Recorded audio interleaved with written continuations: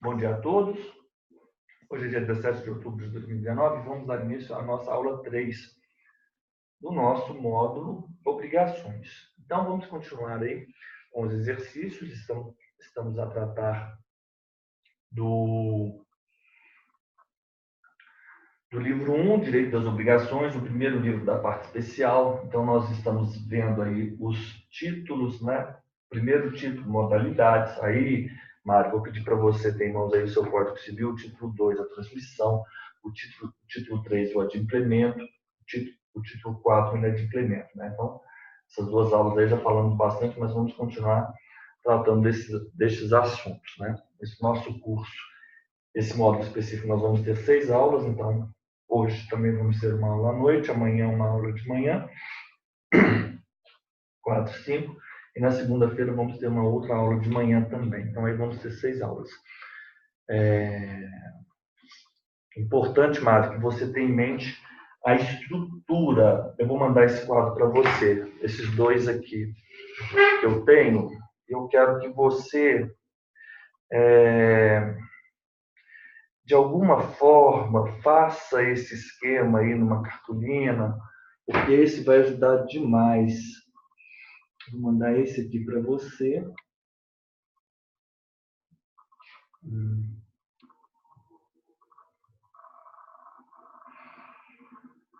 Responsabilidade.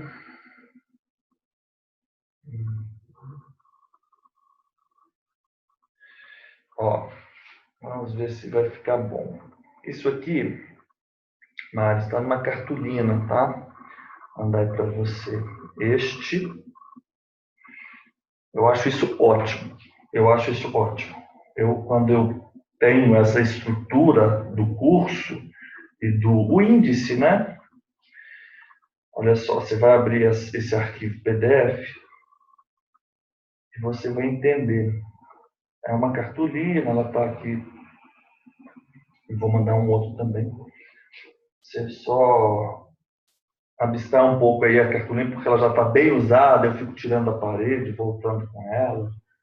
Então, ela fica aí, ela está um pouco amassada. Esse aqui também é muito bom, mas esse quadro aqui provavelmente você tem, porque esse aqui ninguém tem no Brasil.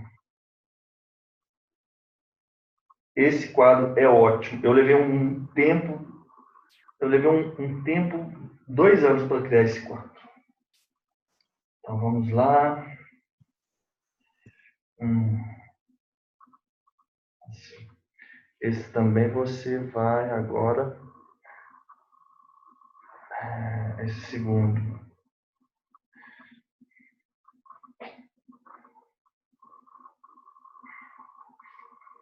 Aí eu mandei os dois juntos de novo, mas não tem problema não. Mas assim, tá muito bom. Dá para você abrindo assim. O meu arquivo ficou ótimo aqui no meu celular, assim, a visualização. Esse arquivo, primeiro, que trata a parte especial, livro 1, Direito das Obrigações, em cada uma dessas colunas é um dos títulos que nós vamos fazer nesse módulo. Esse nosso módulo, nós não vamos ver, assim, os contratos em espécie. Nós vemos o título 1, o título 2, o título 3, o título 4, o título 5 e o título 9. Nossa última aula vai ser de responsabilidade. Agora, esse outro, eu elenquei, na verdade, o capítulo 1, obrigação de dar, coisa certa e coisa incerta, que a seção são, respectivamente, a seção primeira e também a seção segunda, o capítulo 1 da obrigação de dar, das modalidades, né? O título 1. E esse capítulo 1, especificamente, é porque nós sabemos que a relação obrigacional, ela tem os polos, tem que marcar o nosso. Ela tem os polos. Nós temos um objeto, que é a prestação, e polo e objeto, vínculo jurídico, né? O liame, que une o polo, o objeto, e o objeto, os polos. O objeto é o vínculo jurídico. Essa prestação, ela pode ser uma prestação positiva, como ela pode ser também uma prestação negativa. A prestação positiva é o dar e o fazer. E o dar pode ser de coisa certa como de coisa incerta. E a prestação negativa é não fazer. São essas. O capítulo 1, especificamente, ele trata das hipóteses em que há perda ou deterioração antes da tradição. É só isso que fala o capítulo 1. Só isso. No título 1, é só isso. Como ocorre, né? Perda antes da tradição, sem culpa, com culpa, na coisa certa. Deterioração antes da tradição, sem culpa, com culpa. Depois, isso na seção 1. Na seção 2, é a hipótese pertinente à coisa incerta. Depois nós temos o capítulo 2, fazer. Capítulo 3, não fazer. Capítulo 4, as alternativas, ou uma ou outra. Capítulo 5, divisíveis e indivisíveis. E capítulo 6, solidárias. Alternativas tem a ver com prestação. Tem a ver ou uma prestação ou outra prestação. Divisíveis tem a ver com o objeto da prestação, correto? Solidárias tem a ver com os polos subjetivos da obrigação. Pode ser solidariedade ativa, solidariedade passiva. Mas vamos aí resolver os exercícios. Assinale a alternativa correta sobre a compensação. Então, Mário, se você quiser, você até pode imprimir esse quadro. Você vai saber o seguinte, ó, compensação, estamos tratando do capítulo 7º, do título 3, do adimplemento. O adimplemento, ele trata do artigo 304 ao 388. Então, vou pedir para você se reportar a esses artigos 304, 304, 388. 388. Este é o título do adimplemento.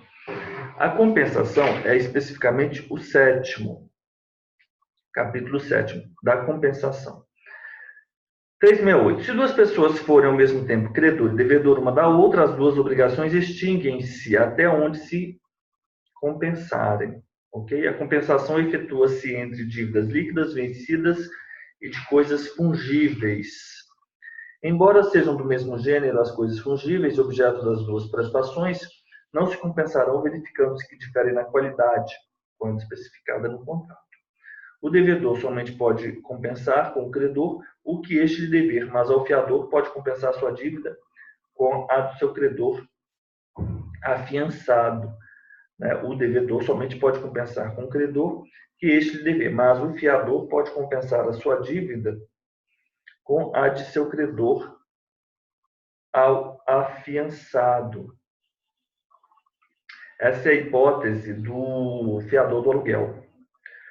O fiador do locatário, ele pode opor a dívida dele, ele pode compensar a dívida dele, fiador, com aquilo que o locador deve ao locatário. Essa é qual a questão, Joaquim? 300, é a questão 14. É a questão 14. Estamos tratando da questão 14, estamos tratando da compensação. Então, aí é capítulo 7º, compensação. Compensação. Vamos lá? A diferença de causas nas dívidas, em regra, impede a compensação? Será? Regra geral, não. Porque o artigo 373 ele diz o seguinte: a diferença de causa nas dívidas não impede a compensação. Não importa a causa da dívida, correto? Não importa a causa da dívida. Agora, por exemplo, importa. Vamos imaginar o seguinte. Você, Mário, tinha um vizinho e você devia ao vizinho R$2.000. E já não paga há um bom tempo. O vizinho viu você com aquela bicicleta cara que você comprou. O vizinho vai e furta a sua bicicleta. É esse o exemplo, entendeu? Aí você devia ao vizinho, o vizinho furtou a sua bicicleta. Então, assim, foi compensada a dívida? Houve compensação? Não, porque a Não. compensação tem que ter anuência, né? Oi? Tem que ter anuência das partes, né, para ter a compensação. A compensação? Bem, É, eu acho que não se pode falar em compensação na marra, né? de pleno direito, vamos dizer dessa maneira. Ó, se uma originária de comodato, depósito ou alimentos, correto? Então, por exemplo, se você tem a dívida, a origem da sua dívida é porque é relativamente acomodado, depósito ou alimentos, você também não pode compensar dívidas. Se uma for de coisa não suscetível de penhora.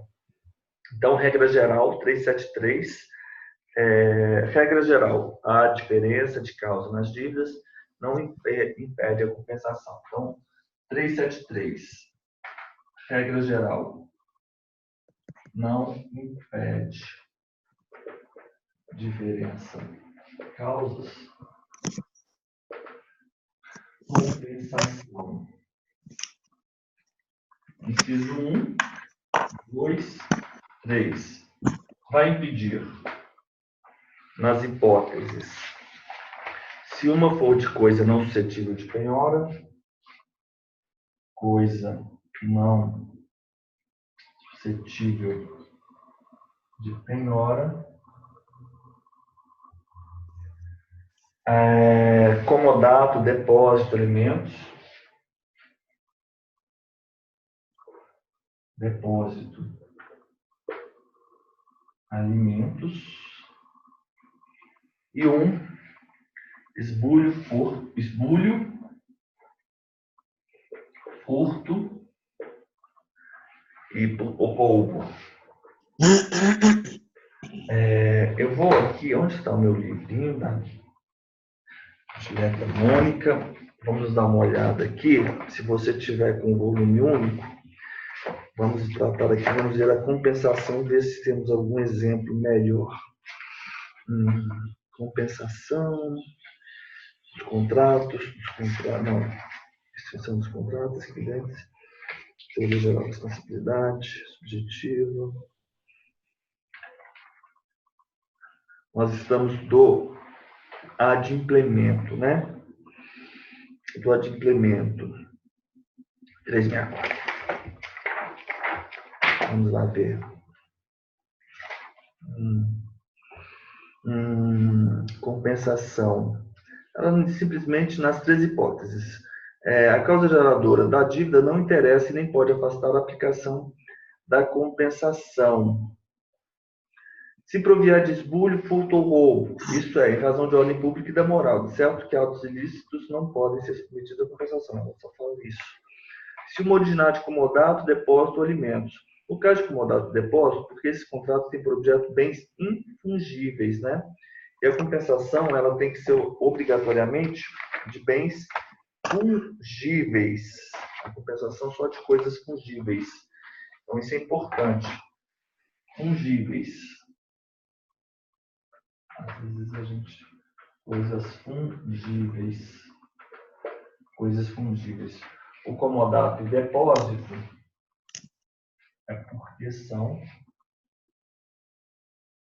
o objeto deles infungíveis. Infungíveis. Bens infungíveis, de modo que a obrigação só se extingue com a entrega de determinada coisa, claro, né? Já a dívida alimentar não pode ser compensada por respeito ao direito da personalidade e por imposição legal do 1707. Personalíssima. E nós temos aí o 1707.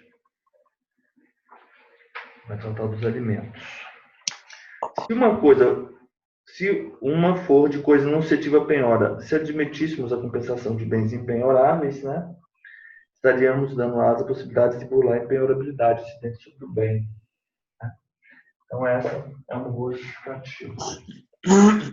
Correto.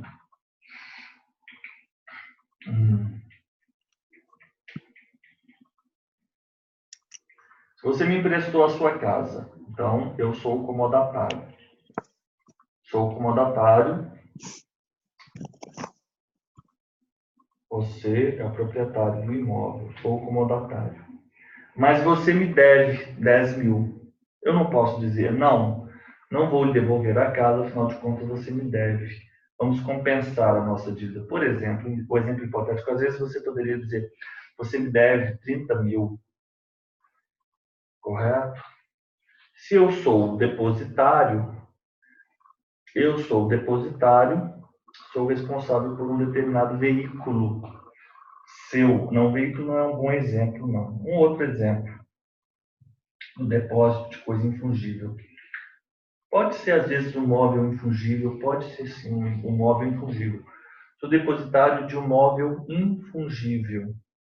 Eu não posso simplesmente dizer o seguinte, não vou lhe devolver o móvel infungível, uma vez que você me deve um determinado valor.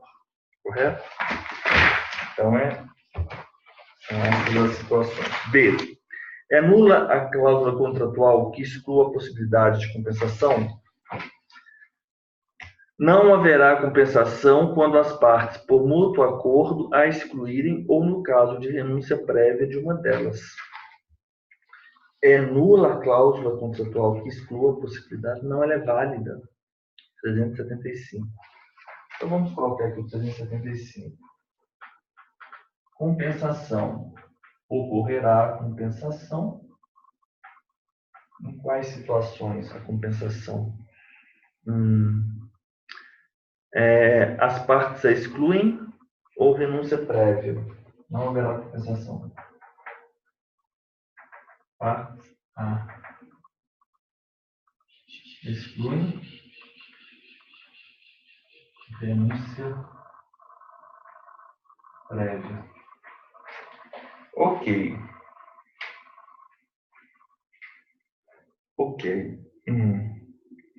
É lícito ao fiador compensar a sua dívida em relação ao credor com a dívida que tal credor tem em relação ao afiançado? É a hipótese do 371. O devedor somente pode compensar com o credor o que este lhe dever, mas o fiador pode compensar sua dívida com a de seu credor ao afiançado. Correto? Entendeu, Mário, essa parte? Tranquilo, né? É a única hipótese. Porque a regra geral é credor-devedor. Mas o fiador-devedor, ele pode compensar a dívida que o credor, né, tenha, que seja, né, que deva, né, que o credor deva ao afiançado. Perfeito. 371. Ocorrendo a cessão de determinado crédito a terceiro, sem oposição pelo devedor, então, a cessão do crédito a terceiro, o devedor não se opôs, devidamente notificado sobre a cessão. Este poderá opor ao cessionário a compensação que, antes da cessão, poderia opor ao cedente. Nas hipóteses de cessão, nós temos regras específicas. O devedor que notificado nada opõe à cessão. Então, eu vou tirar uma foto aqui, porque é bom sempre nas hipóteses, tanto de cessão quanto de assunção, nós temos um esquema.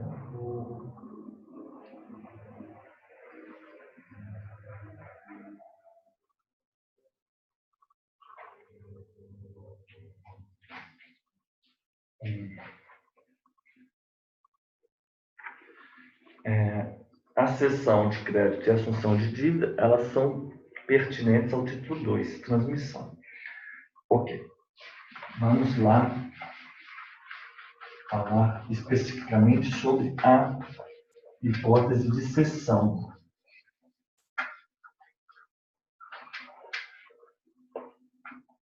Obrigações.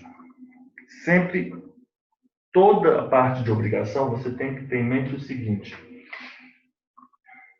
Você tem que fazer esses esquemas. Credor,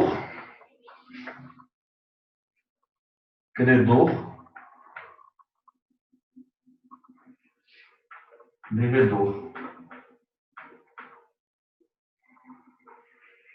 Sempre. Credor, devedor. Vou fazer uma seta.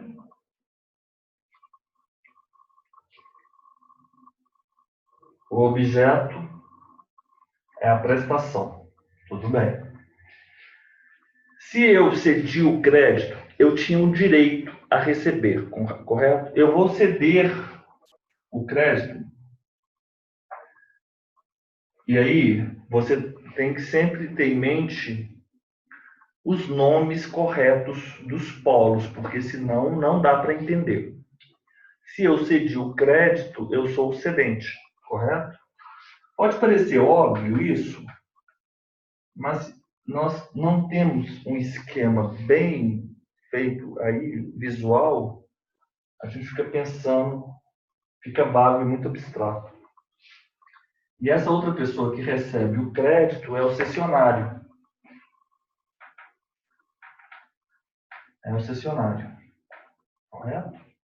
Então, o credor, ele é o cedente, e nós temos agora o cessionário, né? O devedor que notificado nada opõe à cessão que o credor faz a terceiros dos seus direitos, não pode opor ao cessionário a compensação que antes da cessão teria podido opor ao cedente. Correto? Então, o credor, ele tinha um direito em relação ao devedor, e o devedor, ele tinha o direito a receber R$100. Mas o devedor, ele também tinha o direito de receber R$100 do credor. Mas ele foi notificado. Ele poderia dar cessão feita do credor cedente ao cessionário. E ele se quedou inerte. Ele nada fez. Agora, ele não pode simplesmente alegar ao cessionário que o credor, o devedor, que o credor lhe devia. Ele não pode. O devedor que notificado nada opõe à cessão que o credor faz a terceiro do seu direito, não pode opor ao cessionário a compensação que antes da cessão teria podido opor ao cedente. Então, esse terceiro, a gente pode ler esse artigo da seguinte maneira, se você for com o código aí, por gentileza. O devedor que notificado nada opõe à cessão que o credor cessionário faz a terceiros, que o credor cedente faz a terceiros cessionários dos seus direitos, não pode opor ao terceiro cessionário, repetindo, é redundante, a compensação que antes da cessão teria podido opor ao credor cedente.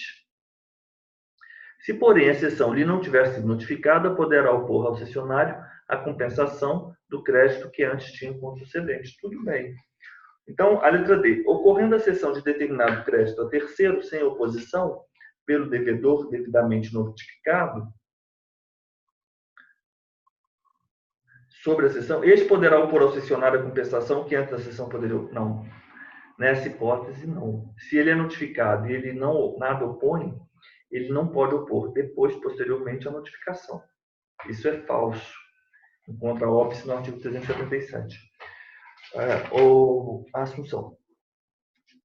A cessão de crédito, ela é tratada no título 2 da transmissão das obrigações. Vamos aí no 286, por gentileza. Só para você entender essa estrutura que eu passei aqui, Mário. Essa estrutura é o artigo 286 e é o artigo 377. O credor cedente pode ceder seu crédito se aí não se opuser à natureza da obrigação, né? Por exemplo, se eu sou credor de alimentos, né? Meu pai deveria me pagar alimentos e não faz. Eu tenho uma dívida de alimentos. Eu não posso transferir ou vender esse direito, alienar ou ceder esse direito, né? Porque estamos a tratar de direito. Direito, você se lembra que eu disse que era a cessão sempre? A cessão do direito, né? Alienação é o imóvel. Aí é personalíssimo, né? É aquela questão... Natureza da obrigação é o crédito alimentar. Lei e convenção com o devedor. A lei ou a convenção. A lei pode dizer não é possível a cessão desse crédito, ou então a convenção entre devedor e credor. A cláusula proibitiva da cessão, essa cláusula proibitiva é a cláusula convencional entre credor e devedor. ela não pode ser oposta ao cessionário de boa-fé se não constar do instrumento da obrigação dessa obrigação, dessa relação devedor e credor. É dessa forma que a gente estuda essa seção, visualizando o esquema no quadro. A seção de um crédito abrange, sim, todos os seus acessórios quando eu transferir. Então, isso, por exemplo, qual é o efeito disso? Uma fiança, por exemplo, correto? Uma fiança. Afinal de contas, a relação fiança, ela, na verdade, ela é devedor-credor, mas ela tem mais relação com o devedor, né? Sim, Concorda comigo? com certeza. É ineficaz em relação a terceiros a transmissão de um crédito se não se celebrar mediante instrumento público ou instrumento particular revestido das solenidades do parágrafo 1º do 654, que são umas regras específicas do mandato.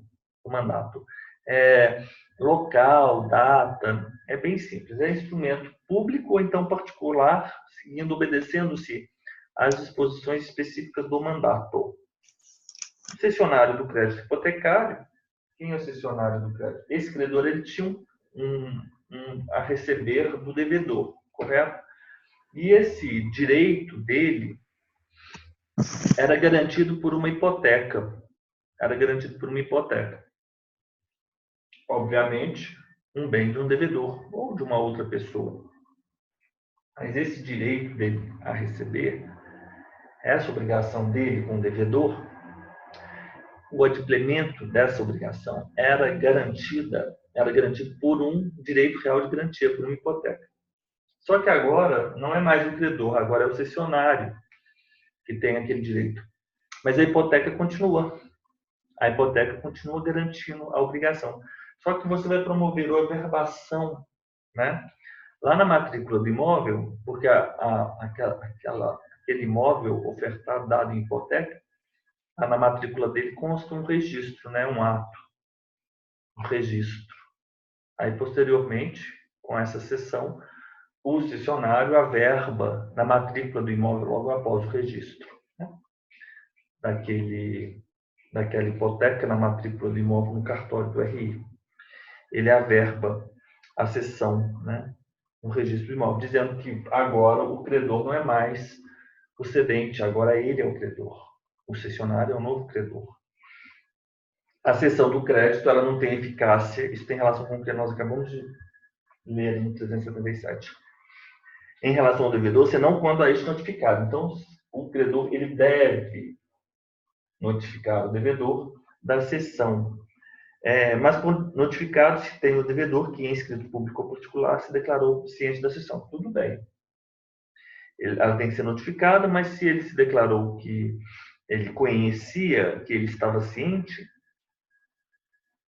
tudo bem.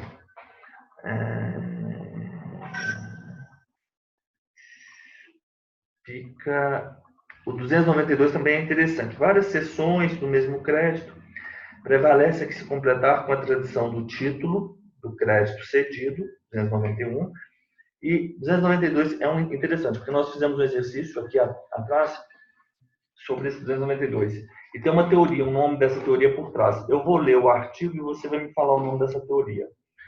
Fica desobrigado que suporta esse artigo. Fica desobrigado o devedor que, antes de ter conhecimento da cessão, o devedor, ele não tinha conhecimento da cessão. Ele paga ao credor primitivo, ou que, no caso de mais de uma cessão notificada, paga ao cessionário, que lhe apresenta com o título de cessão o da obrigação cedida. Quando o crédito constar de escritura pública, prevalece a prioridade da notificação. Tudo bem. O nome disso é pagamento ao credor putativo, tudo bem, mas a teoria é teoria da aparência. Ele deve pagar aquele que se aparenta como credor. Correto? Vamos adiante. 14, letra D. Em regra, letra E, duas dívidas que não são pagáveis no mesmo lugar não podem ser compensadas? Será que é isso mesmo? Vamos lá para o 378. Nós sabemos que para haver compensação, as dívidas devem ser líquidas Compensação.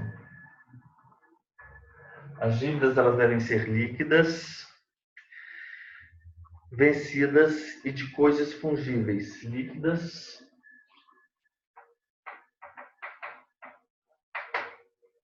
vencíveis, vencidas,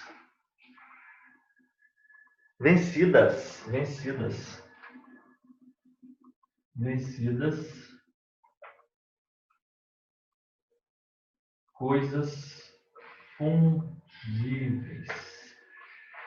Exclui, portanto, o depósito e o comodato. Líquidas, vencidas e de coisas fungíveis. Essas relações, às vezes, nem sempre, né? A gente imediatamente, o comodato é de coisa infungível e a compensação é de coisa fungível. O comodato é infungível, o comodato. Portanto, não pode. Essas relações, às vezes, a gente acaba esquecendo. A gente sabe, sim, que é de líquida, vencida e fungível, né? Por isso que o comodato e o depósito não há permissão legal para compensação nessas hipóteses. Quando as duas, 378, não são pagáveis no mesmo lugar, não se podem compensar sem dedução das despesas necessárias à operação. As duas dívidas não pagáveis, 378. Dívidas não pagáveis, mesmo lugar. Mesmo lugar. As dívidas elas não são pagáveis no mesmo lugar.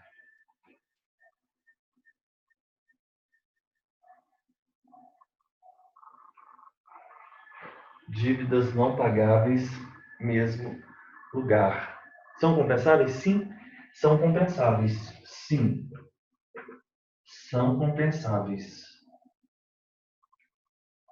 Mas com uma observação. Há de se deduzir as despesas. Observação. Com dedução das despesas.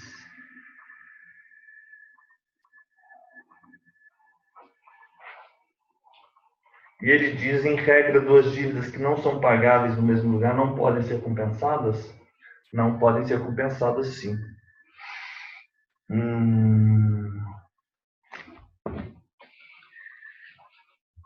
Sendo a mesma pessoa obrigada por várias dívidas compensáveis, serão observadas na compensação as regras estabelecidas quanto à imputação do pagamento.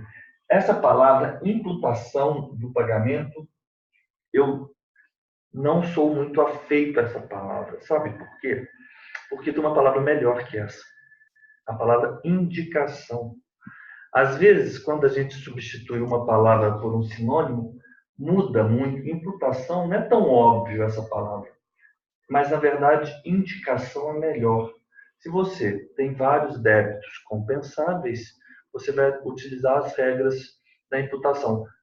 Porque a indicação tem uma questão, um aspecto volitivo, eu até entendo.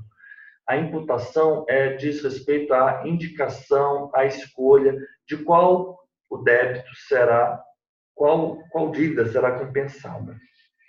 Então, ok. A imputação é a indicação.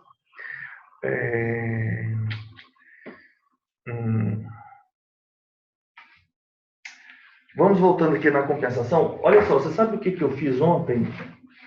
Estava até falando com o João. Onde está a minha lumicolor? A minha lumicolor amarelinha é porque minha mesa aqui ela está com as minhas anotações. Vou deixar aqui do lado. Aqui, ó. Você sabe o que eu gosto de fazer, Mário? Olha só. Compensação. Ó, uma questão só é o suficiente para nós vencermos aqui o capítulo 7. Então, eu vou marcar aqui com a compensação e você vai passar comigo os artigos, porque nós estamos aí nos utilizando aqui da nossa questão para nós vencermos os tópicos. Você já sabe que compensação tem a ver com o título 3, adimplemento, e com o capítulo 7. Duas pessoas ao mesmo tempo, credor e devedor, uma da outra, as duas obrigações se extinguem se até onde se compensarem, tranquilo. Essa é a definição da compensação. Então, por exemplo, ela é devedor, ela é ao mesmo tempo devedor. É isso aqui, ó. Correto? É isso. Você pensa nessa hipótese porque você vai ser perguntado numa prova oral. Defina a compensação. Você vai dizer, ó, numa mesma relação obrigacional, é forma de adimplemento da obrigação. O credor, ele é ao mesmo tempo devedor, enquanto o devedor também é credor. Nessa hipótese, as obrigações extinguir-se-ão até onde se compensarem. Você não pode se esquecer que compensação sempre de dívidas líquidas, vencidas, fungíveis, não pagáveis no mesmo lugar. É possível compensação? Sim, é possível, desde que você deduza as despesas, né, necessárias à operação, despesas necessárias. Então, você consegue, ó, 368 você já estudou, 369, o 378, se essas coisas forem fungíveis, mas de qualidade distinta, você também não pode. Então, coisas fungíveis, mas mesma qualidade. Então, você tem que completar aqui no seu quadro, que são coisas fungíveis de mesma qualidade.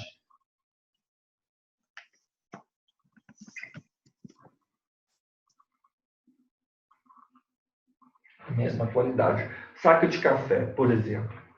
Aqui do lado da minha cidade tem um município que chama Santo Antônio do Amparo. Tem uma fazenda, a fazenda é organizada por um grupo alemão. Todo o café que é produzido nessas fazendas aqui, no município de Santo Antônio do Amparo, aqui no sul de Minas, é exportado direto para a Alemanha. O café é valioso. Caramba. É bem interessante. Então, café aí você toma café puro. O café daqui parece que é um café excelente, né? Eu até gostaria de saber, se experimentar esse café. Nunca tive a oportunidade para saber se de fato há alguma coisa tão especial nesse café. Mas a terra dessa cidade aqui próxima é excelente. No município aqui, esse município que eu moro, geograficamente falando, não é sul de Minas, porque o sul de Minas ele é dividido pelo Rio Grande. O nosso município é, geograficamente falando, uma região que se chama Campo das Vertentes, em Minas Gerais. Esse meu município de Bom Sucesso. Esse meu município compreende em algumas cidades, Ritápolis, por exemplo, Resende Costa, vocês não devem ter ouvido falar, mas Tiradentes, São João del Rei, que são cidades mais famosas. Eu estou na mesma região geográfica de Tiradentes, São João del Rei, e após o Rio Grande, nós temos aí o sul de Minas. A primeira cidade aqui é Lavras. Mas aqui nessa minha cidade tem regiões excelentes para o café também. Então, a mesma qualidade. Coisas fungíveis, elas devem obedecer à mesma qualidade. Objeto das duas prestações não se compensarão verificando-se que diferem na qualidade. Não é a mesma qualidade. Então, você sempre compensa a mesma qualidade. O devedor somente pode compensar com o credor o que este lhe dever. Ó, é sempre assim. Mas, observação que você pode trazer para essa estrutura é a questão do fiador. É a questão do fiador. Você sempre tem que pensar a questão do fiador, né? O devedor. Mas o fiador do devedor, ele pode compensar sua dívida, né? Por exemplo, o fiador, ele é o devedor. O fiador, ele é devedor do credor, correto? Mas o fiador, ele pode compensar a sua dívida com a dívida que o credor tenha com o devedor afiançado, né? O devedor afiançado. Bem simples. Os prazos de favor, embora consagrados pelo uso geral, não obstam a compensação. Vamos aí, o 371 já vimos, e o 373 também, Nós já vimos a diferença das causas não impedem a compensação, exceto naquelas 3 situações. Não haverá compensação quando as partes, por mútuo acordo, a excluírem ou no caso de renúncia, exclusão, renúncia, então é válida a cláusula que ele fala, é válida a cláusula, né, que autoriza a compensação, como também é válida a cláusula que exclui a compensação ou renuncia à compensação. 378. Esses prazos de favor consagrados, eu tenho que ler aqui na professora, porque eu não me lembro dessa expressão especificamente. Prazo de compensação. Prazo de favor. O prazo de favor é o nome que se dá ao prazo que o credor concede verbal e graciosamente ao devedor para o adimplemento da obrigação. O prazo de favor não pode ser alegado pelo devedor para afastar a compensação sob o argumento de que a dívida ainda não se venceu. Tá, tudo bem. Ele teve sempre, né, um prazo, né, o prazo de verbal graciosamente, mas ele não pode dizer, olha, você não pode compensar minha dívida, afinal de contas você aí me autorizou aí verbalmente, né, alguns outros dias, né? É até engraçado isso. O referido artigo simplesmente o que faz é consagrar a boa-fé objetiva nas relações negociais, estabelecendo que o devedor não pode valer-se da graça para afastar a compensação. Ótimo. Então é isso. Nós vamos marcando aqui. Não haver 375. Então esse 372 também é simples. 372 é simples. 375 não haverá compensação quando as partes por mútuo acordo, já vimos isso. 376, obrigando-se por terceiro uma pessoa, não pode compensar essa dívida com a que o credor dele lhe dever. Essa é a hipótese. Vamos dar o exemplo aqui. 376. Vamos ver aqui.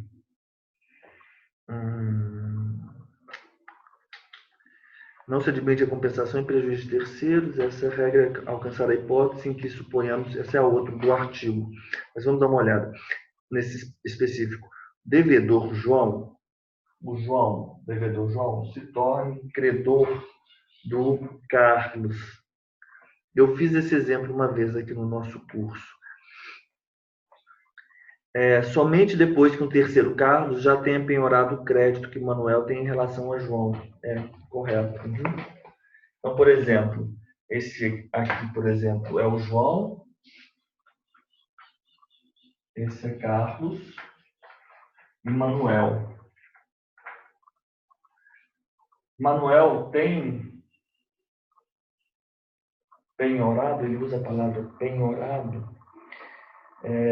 Penhorou o crédito. Manuel pode penhorar o crédito de Carlos, o direito de Carlos a receber do devedor. Tudo bem, Mário?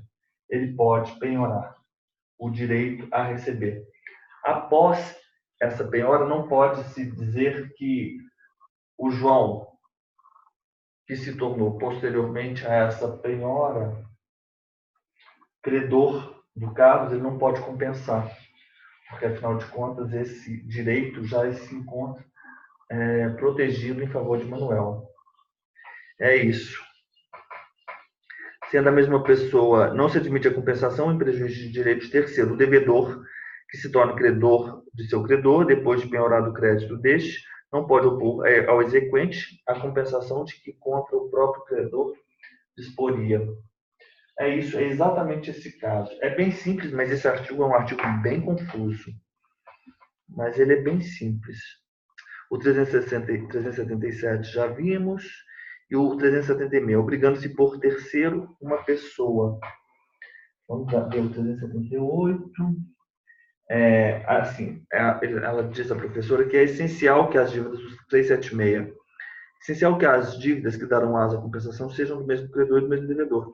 Assim, um devedor só poderá pretender a compensação de uma dívida se ele for realmente credor dessa dívida. Explicamos por meio de um exemplo. Suponhamos que um tutor possua um credor, ele possui um credor, e que, por sua vez, seja devedor do tutelado. Ok. Então, o João é o tutor. O João é o tutor. O João tem um credor. O João tem um credor.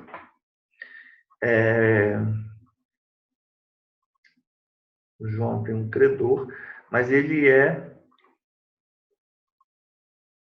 Suponhamos que o tutor possui um credor e o credor ele deva ao tutelado. Em razão da reciprocidade exigida, não pode o tutor pretender a compensar a sua dívida com base em um crédito que não pertence a ele, mas sim ao tutelado, obrigando-se por terceiro uma pessoa. Não pode compensar essa dívida com a que o credor dele lhe dever. É a hipótese, né? Obrigando-se por terceiro uma pessoa. Não pode compensar essa dívida com a que o credor dele lhe dever. Obrigando-se é a hipótese do tutor em relação ao tutelado. É só lembrar dessa situação. Obrigando-se é a hipótese do tutor em relação ao tutelado.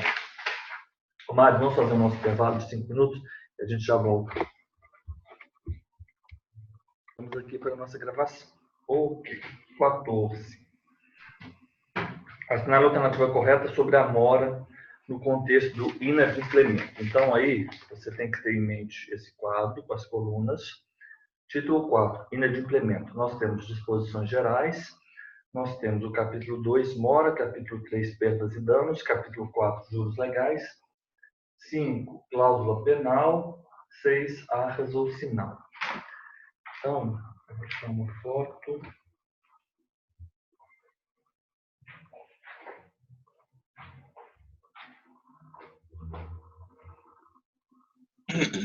Esse quadro você vai mandar todos eles de uma vez, né, Joaquim? Vou.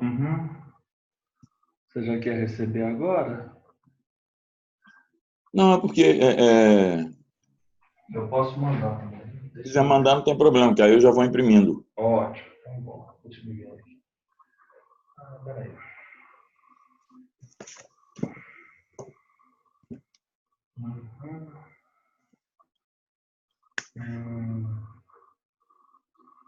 Selecionar. Vou mandar para você.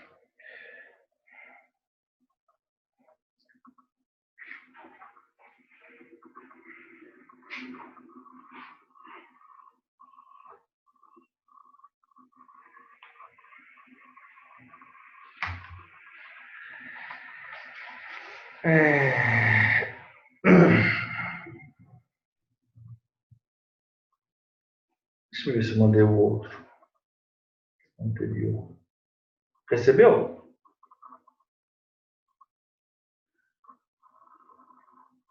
O anterior tu não mandou, não. Recebi só Tá. esse. Só, então vou mandar agora. Os dois. Ok. A compensação é a relação das causas, né? Agora vamos para o 15. Mora. Então nós sabemos, tem que marcar aqui o nosso tempo.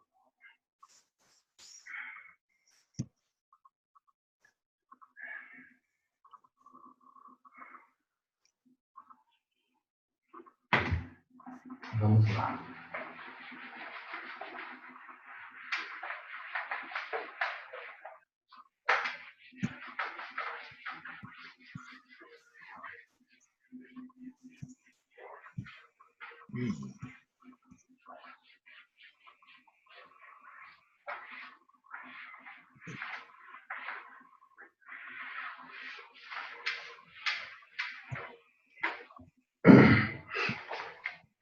Assinar a alternativa correta sobre a mora, no contexto do inadimplemento das obrigações. O devedor em mora, em regra, não responde pela impossibilidade da prestação se essa decorreu de caso fortuito ocorrido durante o atraso. Isso é falso. Por quê? 399, você vai lá no título 4, inadimplemento. Nós temos as disposições gerais. O que diz? Esse é o artigo 399. Mas o que é a mora? Considera-se mora, 394, o devedor que não efetuar o pagamento e o credor que não quiser recebê-lo no tempo, no lugar e forma que a lei ou a convenção estabelecer. Ok? 394. 399. O devedor em mora responde pela impossibilidade da prestação, embora essa impossibilidade resulte de caso fortuito ou de força maior, se estes ocorrerem durante o atraso. A segunda parte. Salvo se provar isenção de culpa ou que o dano sobreviria, ainda quando a obrigação fosse oportunamente desempenhada. Então, ele está em mora, caso fortuito, não o exime de responsabilidade. Purga-se a mora por parte do devedor, oferecendo este o valor nominal da prestação, ainda que sem os encargos decorrentes, 401. Como se purga a mora? Por parte do devedor, oferecendo este a prestação 401, inciso 1, mais a importância dos prejuízos decorrentes do dia da oferta. Purga-se a mora oferecendo este valor nominal? Não, oferecendo a prestação mais a importância dos prejuízos decorrentes do dia da oferta. Letra B, falso. Letra C. Nas obrigações provenientes de ato ilícito, a mora se constitui mediante interpelação judicial ou extrajudicial ao ofensor. Nas obrigações provenientes de ato ilícito, considera-se o devedor em mora desde que o praticou, desde que tenha praticado o ato ilícito. Obrigações provenientes de ato ilícito, considera-se o devedor em mora desde que o praticou. Artigo 398, falso. Não vai interpelar ninguém, não há que falar interpelação. Oi? Isso eles utilizam muito, a súmula 54, né, que eles utilizam muito em função de obrigação extracontratual. A súmula 54, vamos localizá-la. Vou localizá-la. Uhum.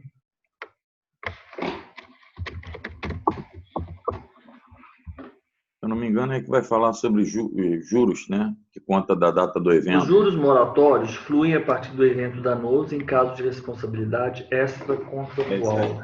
Os juros moratórios, os juros da mora. Perfeito. Responsabilidade extracontratual. Extracontratual, fica fixado. A contratual, eles contam da citação. Ótimo.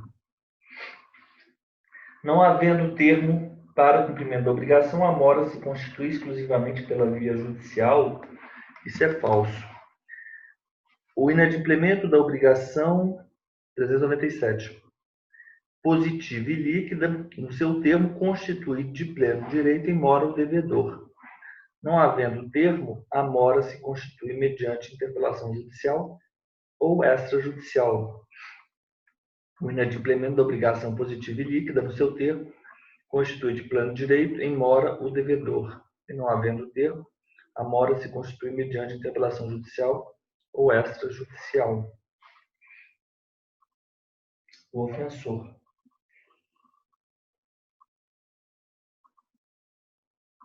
Ele escolheu o extrajudicial.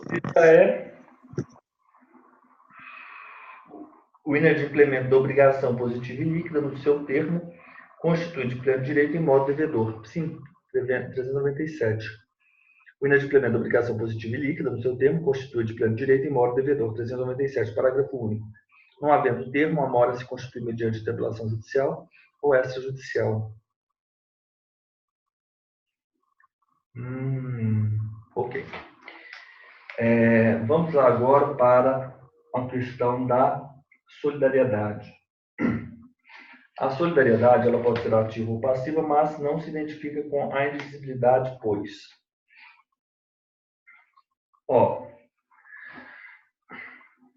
Solidariedade. Título 1, modalidades, capítulo 6, obrigações solidárias. Nós vamos ter duas modalidades.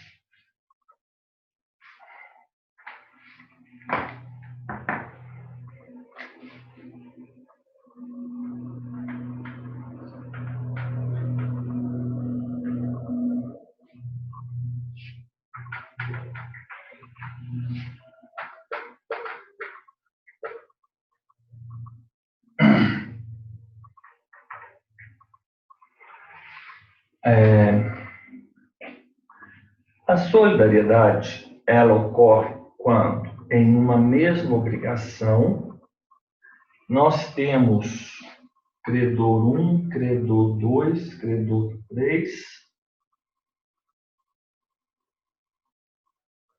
E a palavra é direito.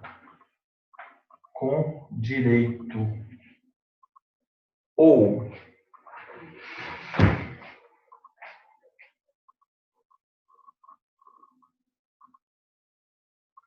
devedor 1, devedor 2 ou devedor 3. Obrigados. E a palavra é obrigado.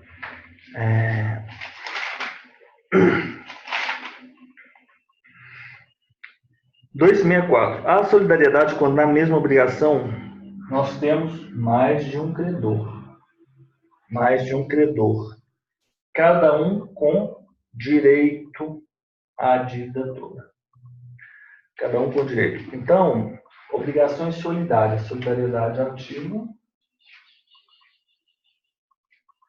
Solidariedade passiva. É dessa forma que a gente deve ler esse artigo. Esse artigo são 2 em 1. Esses credores, você vai nomeá-los como co-credores. São os co-credores, tá bem? Estes devedores e a solidariedade passiva, que quando existir uma mesma obrigação, mais de um devedor. E qual é este devedor? Quais são estes devedores? São os co-devedores. Cada um deles obrigado à dívida toda. Cada um com direito à dívida toda.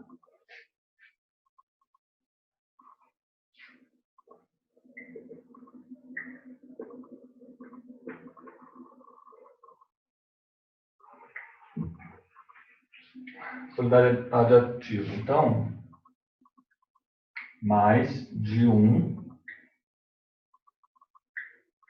De novo. Solidariedade passiva. Mais de um devedor. Então, se lhe perguntarem o que vem a ser solidariedade, você, com esse esquema, você sabe responder.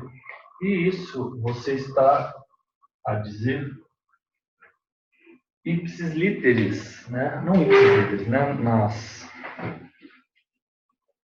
Ipsis literis é exatamente igual, mas você está a dizer o artigo 246. A solidariedade ocorre quando, em uma mesma obrigação, mais de um credor tem direito à dívida toda. E a solidariedade passiva ocorre quando, em uma mesma obrigação, mais de um devedor está obrigado à dívida toda. Então, a solidariedade ocorre quando mais de um credor, ou então mais de um devedor, tem direito ou está obrigado à dívida toda. Joaquim? Pois não. Ali tu me induziu a erro. 246 que tu botou?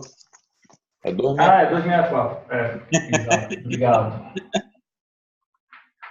264. Este é o conceito. E aí, ela nos presume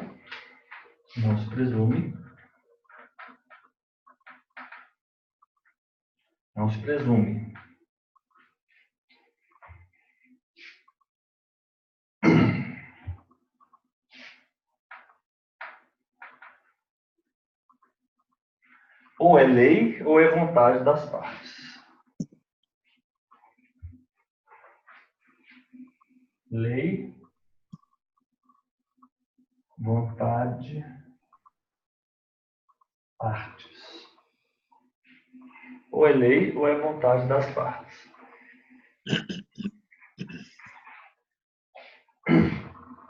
E, por fim, ela pode ser pura e simples para um dos co-credores ou co-devedores e condicional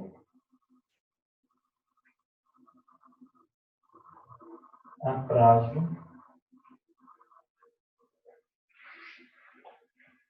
para outros co-credores ou co-devedores.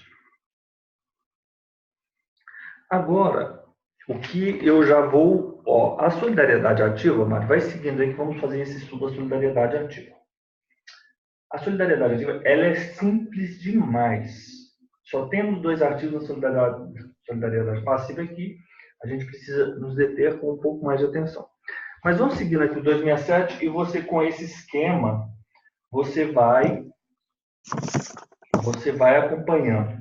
Cada um dos credores solidários, nós falamos, né, tem direito a exigir, com direito à dívida toda, do devedor o cumprimento da prestação por inteiro. Enquanto alguns dos credores solidários não demandarem o devedor, a qualquer daqueles pode pagar. Então, eu posso pagar o C1, eu posso pagar o C2, o D. E o D pode pagar o C3. Mas se ele for demandado por C1, ele só pode pagar ao C1. Isso é ser solidário, né? Então, ele tem direito à dívida toda. Ok. O pagamento feito a um dos credores solidários extingue a dívida até o montante que foi pago. Então, a dívida é de R$900 mil. Paguei 300 para o C1, continuo devendo quanto? 600 mil. Mas para quem? Ou para C1, ou para C2, ou para C3. Para cada um deles. Correto? É porque um tem direito de regresso contra o outro, né? Ah, tá. Mas essa relação são entre eles. Não, Tudo sim. bem. Mas o que importa é a sua relação de devedor com eles. Ok. A sua situação não resolve, não se... não vou dizer a palavra resolve, que tem um outro significado no direito civil. Não interfere. Não se extingue ou não termina com o seu pagamento a um deles. Ok. Correto? Você continua ainda devedor. Agora, o seguinte. Se um dos credores solidários veio a falecer, então a gente pode colocar aqui. C1 veio a falecer. Vou colocar C1 mesmo. C1 faleceu. E aí ele tinha o filho 1, tinha o filho 2, né? Nessa hipótese, cada um destes terá direito a exigir e receber a cota do crédito que corresponder ao seu quinhão hereditário. Nessa hipótese, quanto era a dívida? A dívida era 900 mil. O meu exemplo hipotético. Quanto que cada um poderá exigir do devedor? 150. Porque a cota dele não era 300? Não são 2 filhos? 300 por 2, 150. Cada um 150. 150. Então, ele pode exigir 150. Agora, vamos imaginar o seguinte. Agora, se esse devedor deveria entregar um carro, um móvel, um fungível, para C1, C2, C3. Nessa hipótese, porque, pelo fato de a obrigação ser indivisível, eles podem exigir o carro por inteiro, do devedor. agora me diz uma coisa, Joaquim. Nesse caso dele ter falecido, o filho 1, por exemplo, né? Eu tenho o filho 1 e o filho 2, tá? O filho 1 pode exigir os 300? Não, só a sua parte. Só a parte dele. Se um dos credores solidários falecer deixando herdeiros, cada um destes só terá direito a exigir e receber a cota do crédito que corresponder ao seu quinhão. O quinhão não é o do pai, né? Ao seu quinhão é a metade da cota do pai. Fechado, tá joia. Correto? Ok. Mas ele pode receber se a obrigação for indivisível. Ele pode receber tudo bem. Converte-se em perdas e danos. Para todos os efeitos, permanece a solidariedade. Vamos ver. O credor perdoou uma dívida ou recebeu o pagamento. Responde aos outros pela parte que lhe caiba. C1, C2, C3. 900 mil. C1 perdoou 300 mil. Ele perdoou D. Ele perdoou. Quanto ele deve? O perdão é igual ao recebimento. O perdão é um recebimento. Se ele perdoou 300 mil, ele poderia perdoar C2 crédito de C2 e C3? Não, ele não poderia fazê-lo. Portanto, ele deve quanto a C2? 100 mil. E a C3? 100 mil. Porque ele só perdoa 100 mil dele. Sim. De fato. Correto? Correto. Tudo bem? E ele não Então, pode... se ele recebeu e ele perdoou, ele vai pagar, ele vai responder pelos outros. Ok. Aos outros. Sim, sim. Correto? A um dos credores solidários não pode o devedor opor as exceções pessoais oponíveis aos outros. Então, por exemplo, o devedor não pode falar que o C1 que não irá pagar C1, afinal de contas, o credor 3 ele lhe deve uma dívida. Ele é credor, mas poderia haver a compensação? Não, mas ele não pode opor as exceções ao C3, pessoais ao C3, ele não pode opor a C1. É isso. Okay. O julgamento contrário a um dos solidários não atinge os demais.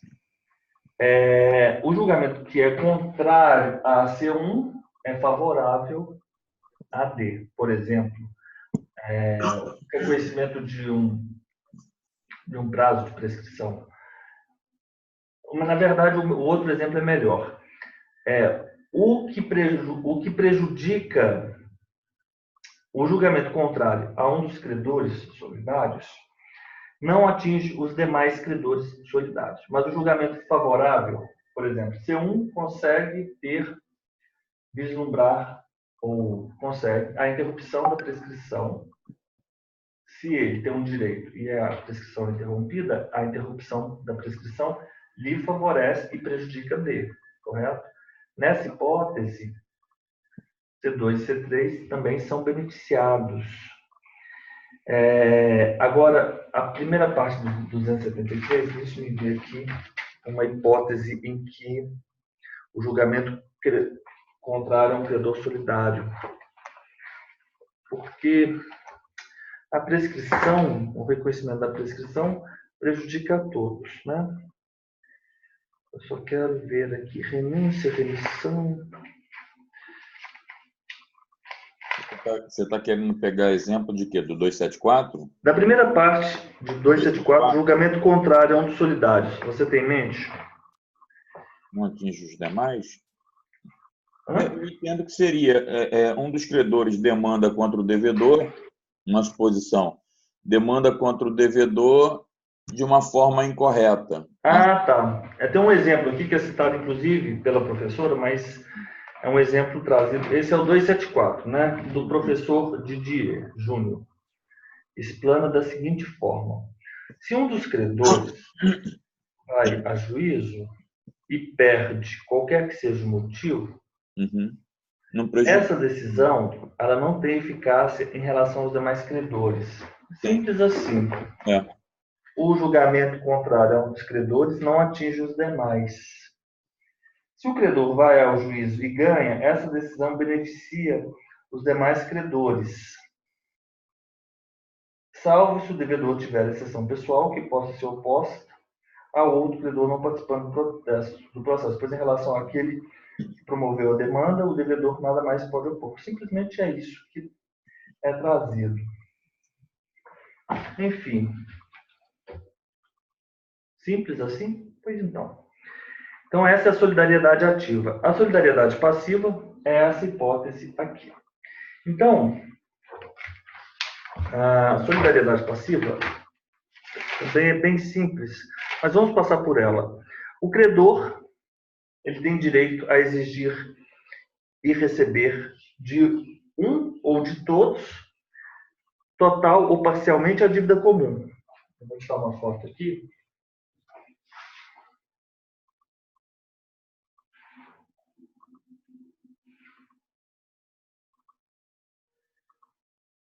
Não, vou tirar uma foto, porque eu quero fazer mais algumas anotações. Solidariedade. Então, ele pode exigir receber de um ou de algum dos devedores, parcial totalmente, a dívida comum. Então, por exemplo, ele exigiu de D1 300. D1 continua aí obrigado a pagar 600. Se ele exigiu de D2 900, então ele já recebeu tudo. Então, D1 e D3 deverão pagar a D2, tudo bem?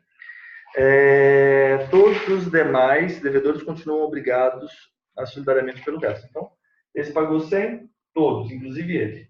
Deve 800, deve 800, deve 300. Deve 800, né? Claro. Solidariedade passiva. Não importa a renúncia da solidariedade a propositura da ação pelo credor contra um ou alguns devedores. Agora vamos aqui na hipótese de falecimento. Então vamos imaginar que agora quem falece foi o D1.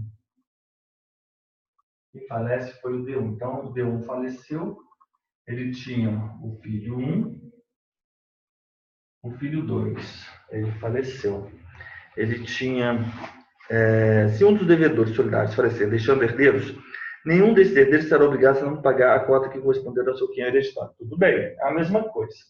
Quanto que eu posso exigir do filho 1? 150, no nosso exemplo. Quanto eu posso exigir do filho 2? 150. Senão a cota corresponder ao seu quinhão hereditário, salvo se a obrigação for indivisível. Se esse credor tiver direito a receber um carro, ele pode exigir do filho 1, do devedor solidário, o carro, ou então do filho 2. Tudo bem. Agora, mas todos reunidos serão considerados como um devedor solidário em relação aos demais devedores. Como assim?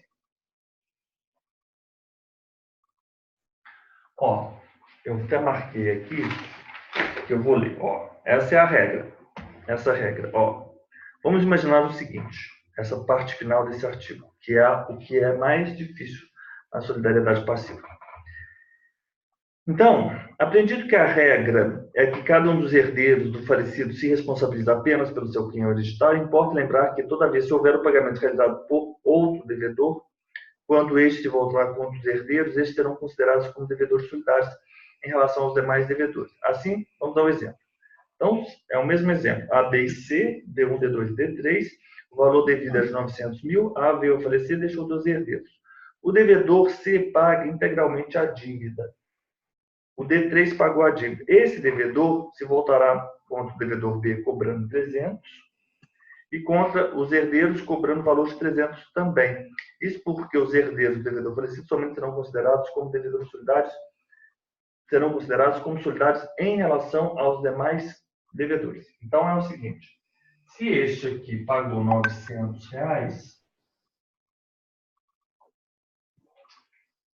quanto eu vou exigir do F1? 300. Sim, mas aí você pode exigir se efetivamente, dos herdeiros, eu acredito, né? Se efetivamente a herança cobrir esse débito, não é isso? Sim, claro. E aí ele vai ultrapassar as forças da herança. Tá, tudo bem. Polêmica, né? Não, mas o advogado é bom por isso, né? Não, mas peraí. Esse seu exemplo... Mário, não boicota o meu exemplo. O exemplo é meu, você não pode boicotar o exemplo. Mas é assim, com certeza. Correto, 150 de cada um que ele vai cobrar. Mas imagina o seguinte, que há valores na herança. O que é importante que você saiba é o seguinte, F1 e F2, em relação aos outros devedores, eles são considerados herdeiros solidários. Como assim? Sim. Eu posso exigir de F1 300 ou exigir de F2 300. Você pode exigir, a integralidade não tem a necessidade de você exigir só o quinhão que ele... Não, é esse que é o ponto. Entendi. É esse. Lá você paga, lá ele só pode te exigir a parte que lhe cabe, aqui não. O credor só pode exigir do F1 e do F2, porque quando há o falecimento, não há mais solidariedade. O que pode ocorrer é a obrigação ser indivisível. Aí é outra história. Certo, entendi. Mas na hipótese, por exemplo, da relação de F1 e F2 com os outros, eles são considerados devedores solidários. Ok. Aí você, por exemplo, se D3 pagou 900, ele pode exigir de D2 300, mas de F1 300, de F2 300. Ok. Contra qualquer um cobrando valor. Esse devedor se voltará contra o devedor cobrando 300 e contra qualquer um dos herdeiros. Qualquer um F1 e F2, 300 de cada um. Ele não faz jus a receber 150 deste, 150 deste. Então, por exemplo, a solidariedade para os devedores, ela permanece. Você está entendendo? Mas em relação ao credor, ela não permanece. Tudo bem? Esse artigo que é o artigo que a gente tem sempre que pensar sobre ele, né? Porque o pagamento parcial feito por um dos devedores e a remissão por ele obtida não aproveita aos outros devedores, senão até a concorrência da quantia paga. Então, por exemplo, esse credor, ele perdoou 300 mil. Eu posso exigir dele 600 mil, eu posso exigir dele 600 mil, só 600 mil. Eu posso exigir desse 600 mil, correto? A remissão feita, tudo bem. Até aí estamos ótimos. Estamos bem. 278. Qualquer cláusula, condição ou obrigação adicional estipulada entre um dos devedores solidários do credor não pode agravar a posição dos outros, sem o consentimento, impossibilitando-se a prestação por culpa de um dos devedores, subsiste para todos o encargo de pagar o equivalente, mas perdas e danos só o culpado. Tudo bem, tudo bem. Todos os devedores respondem pelos juros da mora, ainda que a ação tenha sido proposta somente contra um. Tudo bem. Mas o culpado responde aos outros pela obrigação acrescida. 281. O devedor demandado pode opor ao credor as exceções pessoais as exceções que lhe forem pessoais e as comuns a todos. Uma prescrição, por exemplo. Não lhe aproveitando as exceções pessoais ao outro co-devedor. Tudo bem, já vimos isso. Agora, o credor pode... Esse que é o outro artigo que é o complicado. O credor pode renunciar à solidariedade em favor de alguns ou de todos os devedores. Se o credor exonerar da solidariedade um ou mais devedores, subsistirá a dos demais. Isso quer dizer o quê? Quando o D2 pagou a C, ele pode renunciar à solidariedade. Isso tem efeitos relevantes. Se ele pagou 300, ele já está livre da obrigação, porque ele já pagou a cota dele. Mas eu posso exigir 600 de D2 e 600 de D3. Vamos imaginar que D2 tenha pago R$200. Eu posso exigir 700 de D2 sem renúncia. D1, na verdade, D1 pagou 200. Quanto eu posso exigir de D1? 700. Quanto eu posso exigir de D2? 700. Quanto eu posso exigir de D3? 700. Mas a partir do momento em que eu renuncio, se renuncia, por exemplo, a solidariedade em favor de D1, e D1 me pagou 200, quanto eu posso exigir de D1? 100. E de D2, 700. E de D3, 700. Você entendeu o efeito? Se você renuncia, se o credor renuncia em favor de D1...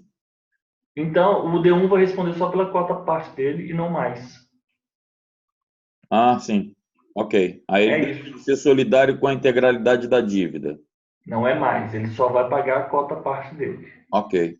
Então, por exemplo, se ele pagou 300, ele ficou livre.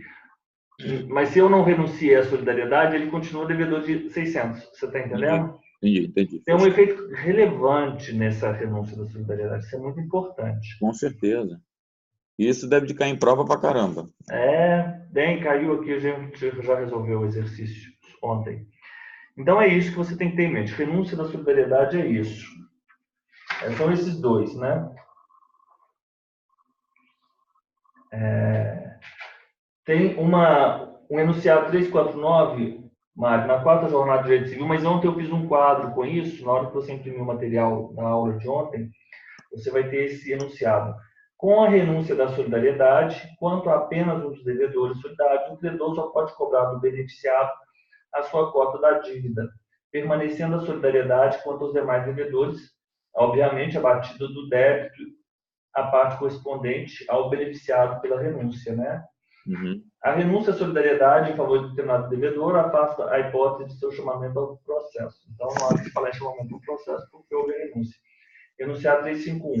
Tem um outro enunciado 348, todos são da quarta jornada de Direito Civil, está aí no material da aula de ontem. O pagamento parcial, ele não implica por si só renúncia à solidariedade. Esse enunciado é muito importante. o pagamento parcial não é renúncia da solidariedade. 348, quarta jornada, enunciado 348, quarta jornada de direito civil. O pagamento parcial não implica por si só renúncia à solidariedade, a qual deve derivar dos termos expressos da quitação ou inequivocadamente das circunstâncias do recebimento da prestação pelo credor. Tudo bem? Ok. Ok. Então, estamos conversando. Agora, vamos lá para a nossa questão. Isso é solidariedade. Os outros dois artigos são bem simples, mas já vamos passar por eles. 283. O devedor que satisfez a dívida por inteiro tem direito a exigir de cada um dos codevedores a sua cota, dividindo-se igualmente por todos a do insolvente, se o houver, presumindo-se iguais no débito às partes de todos os codevedores. Então, por exemplo, vamos imaginar que eu tenha uma outra pessoa, um B4 insolvente. E era de R$800 mil. 200. Esse pagou 800 mil, correto? Esse pagou 800 mil. Não, esse exemplo não vai dar certo. Esse é outro exemplo. 1.200. Vamos imaginar que o valor da dívida era R$1.200. 1.200. Este pagou 1.200. Ele teria que receber quanto de cada um? Ele teria de receber deste aqui 300. Ele teria que receber deste aqui 300. E ele teria que receber deste aqui 300. Correto? Correto. Só que esse é insolvente. Uhum. Como funciona? Você divide a parte do insolvente por todo mundo. Por este. Este D2 tem que pagar, na verdade, mais 100 para o D1. Este D3 ele tem que pagar mais 100 para D1. Você está entendendo, Mário? Ok. E, obviamente, o D1 vai ficar sem receber, porque 400 mais 400... 800. 800 não é menos 1.200? 400. 1.200 menos 800, 400. Sim. 400 não é 300 mais a parte do insolvente? Sim. Ficou claro? Todo mundo perde. Porque quando você não recebe R$100, é como se você tivesse perdido. Afinal de contas, você pagou para ele. Tudo bem? Ok. Então, você vai dividir a parte do insolvente para todo mundo. Então, o insolvente, o D2 vai pagar uma parte do insolvente, o D3 vai pagar uma parte do insolvente para o D1. E o D1 vai ficar sem receber a parte do insolvente. Quanto, de fato, o D1 tirou do bolso depois que ele recebeu os reembolsos? 400. Então, ele vai perder 100, porque ele não vai receber 100. Mas esse 100 é da parte do insolvente. Mas quanto ele perdeu, de fato, quando ele saiu do bolso dele? R$400. Porque ele não recebeu 400 e 400 dos outros dois? Certo. Uhum.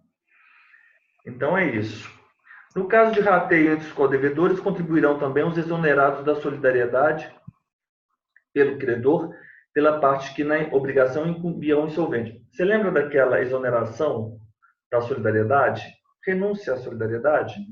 O devedor, aquela pessoa que foi renunciada, ela tem que entrar nessa conta do insolvente.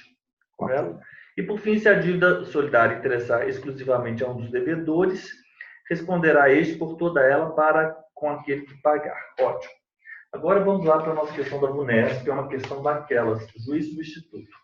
A solidariedade ela não tem relação com divisibilidade, não, porque divisibilidade tem a ver com o objeto da prestação. Solidariedade tem a ver com polos subjetivos da relação, os polos subjetivos da relação.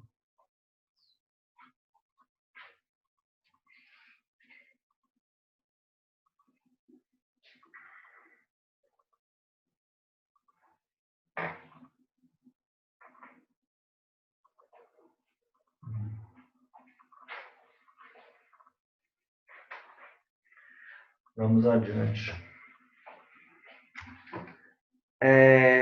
A solidariedade pode ser ativa ou passiva, mas não se identifica com a indivisibilidade, pois, nesta indivisibilidade, a fim de que os devedores se exonerem para com todos os credores, exige-se o pagamento conjunto ou mediante caução, enquanto na solidariedade não se exige tal cautela. Isso é verdade. Olha, se você for observar nas obrigações indivisíveis, a partir do artigo 257, título 1, modalidades, capítulo 1, capítulo 2, capítulo 3, 4, alternativas 5 divisíveis. 257. Havendo mais de um devedor ou mais de um credor em obrigação divisível, esta obrigação presume-se dividida em tantas obrigações iguais e distintas quanto os credores ou devedores. O mais interessante também é que na obrigação divisível ou indivisível, faz sentido você falar em divisibilidade ou indivisibilidade se você tiver mais pessoas nos polos subjetivos. Por quê? Por exemplo, se somos só um devedor e um credor, se ela é divisível ou indivisível, mas é só um devedor e só um credor, você concorda que isso é a mesma, entre aspas, a mesma coisa? Você só pode falar de divisibilidade ou indivisibilidade se tivermos mais de um credor ou mais de um devedor. Para efeitos do Instituto, é isso que eu estou tentando dizer. Porque se nós formos um só, tanto era divisível quanto indivisível, tudo bem, você vai ter que pagar da mesma forma para aquela outra pessoa. Obrigatoriamente vai ter que se falar de solidariedade, né? Mais de uma pessoa. Ou não necessariamente, mas mais de um devedor. É porque é o seguinte, o fato de ter mais um devedor ou mais um credor não quer dizer solidariedade. Solidariedade, isso. Porque a solidariedade, você tem que lembrar o seguinte, você lembra aquela palavrinha que eu escrevi aqui? Direito à dívida toda. E, por exemplo, se você tiver a obrigação divisível ou indivisível, você tem direito só à sua parte, você não tem direito à dívida toda. Por uma situação fática, fenomênica, estrutural da prestação, ou até mesmo legal, você faz uso da prestação toda, mas não porque há solidariedade, mas porque ela é indivisível. Não, eu dei bobeira, porque a gente está falando de solidariedade, Mas assim, elas têm aspectos comuns. O aspecto comum da divisibilidade e indivisibilidade é a pluralidade dos sujeitos nos polos subjetivos da relação obrigacional. Isso aí é um ponto comum. Fechando. Porque, 257, ela considera divisibilidade porque, como eu lhe disse, eu tenho um só devedor e um credor, não é relevante tratar da divisibilidade ou indivisibilidade da prestação. Certo. Porque é um só. Então, as obrigações divisíveis e indivisíveis. Havendo mais de um devedor ou mais de um credor em obrigação divisível, essa presume-se dividida. A obrigação é indivisível quando a prestação tem por objeto coisa ou um fato não suscetível de divisão, ou natureza, motivo de ordem econômica, ou pela razão determinante do negócio jurídico. Se há dois ou mais devedores, a prestação não for divisível, cada um será obrigado pela dívida toda. Tudo bem, mas não pelo fato de haver solidariedade, mas pelo fato de ser indivisível. O devedor que paga a dívida subroga-se no direito do credor em relação aos outros. Tudo bem. Se a pluralidade for dos credores, poderá cada um destes exigir a dívida inteira, mas o devedor ou devedores se desobrigarão pagando. Aí que entra a frase. Pluralidade dos credores. São vários credores. Cada um pode exigir a dívida inteira, mas o devedor se desobriga a todos conjuntamente, a um dando este caução de ratificação dos outros. Então, quando ela for indivisível, você tem que pagar com caução. Com caução, dando com a caução de ratificação do outro. Pagar a um com caução de ratificação do outro. Então, na indivisibilidade, os devedores se exoneram para com todos os credores exige-se o pagamento conjunto ou mediante caução. 360, 1 e 2. Enquanto daquela não se exige tal cautela. Verdade. A obrigação indivisível, quando se resolverem perdas e danos, torna-se divisível. É verdade. Por quê? 263. Perde a qualidade indivisível a obrigação que se resolver em perdas e danos.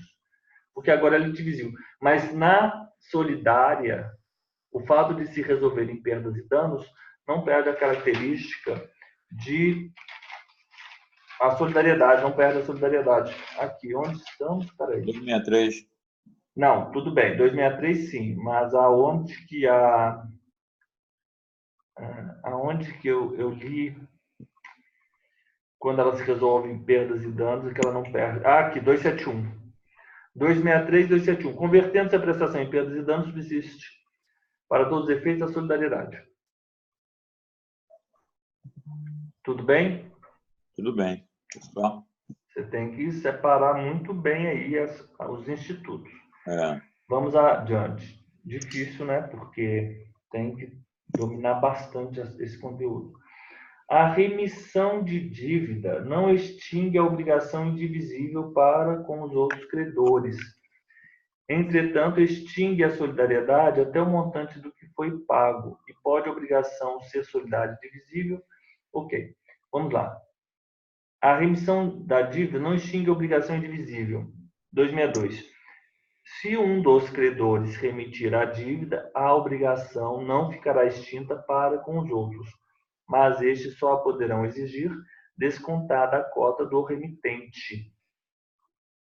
O mesmo critério se observará no caso de transação, novação, compensação ou confusão, ou seja, a remissão da dívida não extingue a obrigação, mas a remissão entretanto, extingue a solidariedade até o montante do que foi pago. Então, por exemplo,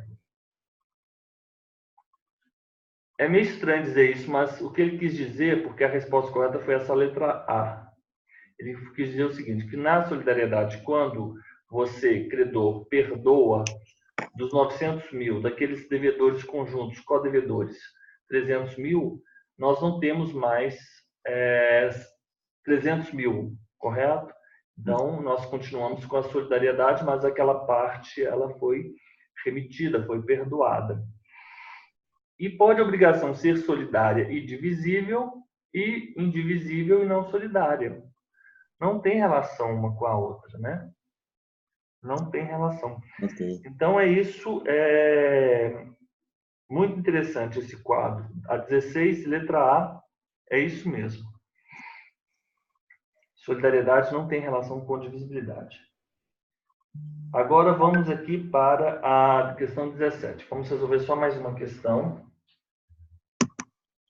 Vou tirar, deixa eu ver se eu já tirei essa foto.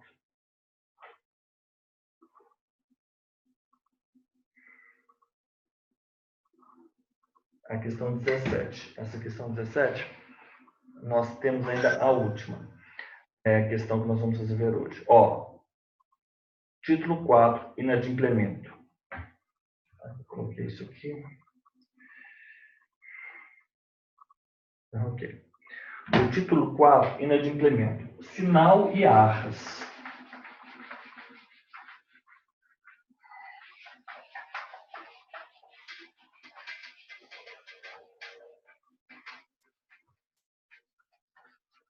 Mário, vou pedir para você abrir esse arquivo que eu enviei ontem. Eu não sei se é da aula 1 ou da aula 2, mas tem um quadro, ficou bem bacana. Obrigações, espera aí. Obrigações, aula 3. Aqui.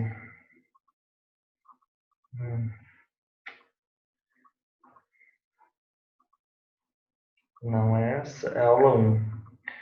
Até posso lhe enviar novamente. É a aula 1. É uma que tem 3 quadros e tem um voto do STJ. Recebeu aí? Espécie de arras. Está aí com a foto? Elas podem ser confirmatórias, probatórias, elas servem para confirmar o contrato. E se elas forem do mesmo gênero, elas são computadas. Se forem de gêneros distintos, elas são restituídas. Ou elas podem ser penitenciais. E aí nós temos regras específicas tanto para as arras quanto para a cláusula penal. é o seguinte: cláusula penal é igual. Ô, Mário, você está com o esquema? Não, eu tô. Não?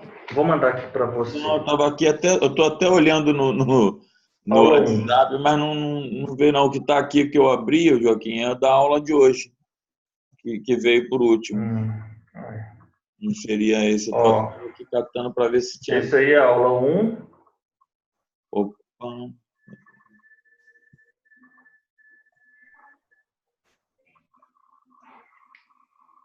Espera aí.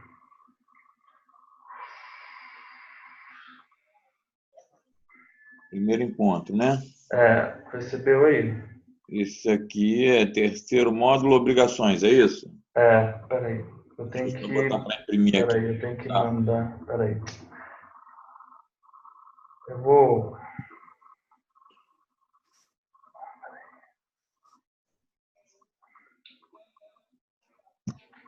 Vamos lá.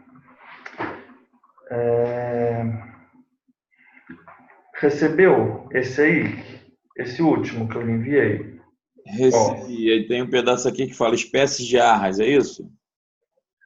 Mas volta no quadro, no primeiro quadro. Primeiro quadro, vamos lá. Terceiro módulo, obrigações.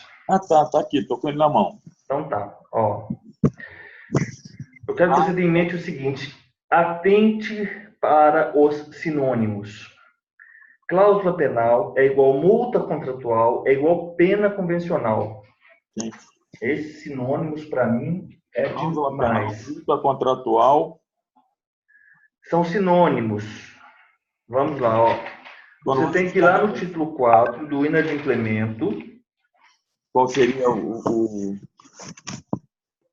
inadimplemento é título 4? Título 4. Você vai ter as disposições gerais, vai ter a mora, as perdas e danos, juros legais e cláusula penal, árvores do sinal. Ó, vou te dar uma sugestão. Se você vai para a prova, não estuda nada de obrigações, você tem que estudar solidariedade para a prova da VUNESP e arras e cláusula penal, que cai muito. Eu fiquei impressionado com a quantidade de questão que tem de arras e cláusula penal. Tudo bem? Ó, vamos considerar o exemplo e a gente vai fazendo aqui, ó, a cláusula penal. Então, capítulo 5. Cláusula penal. 408.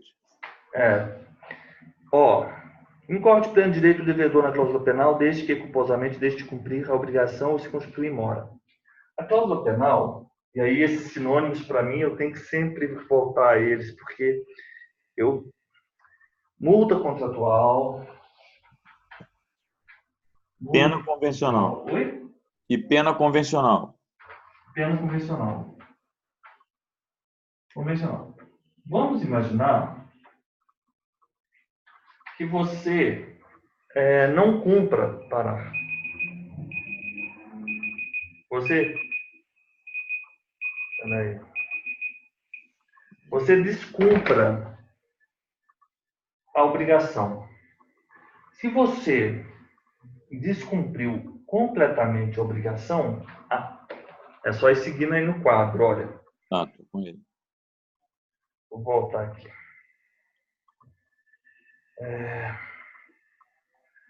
Descumpriu.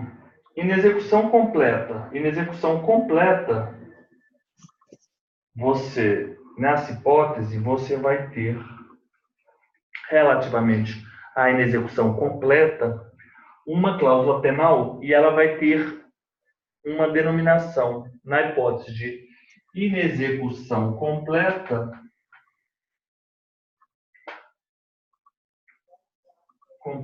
ela será compensatória.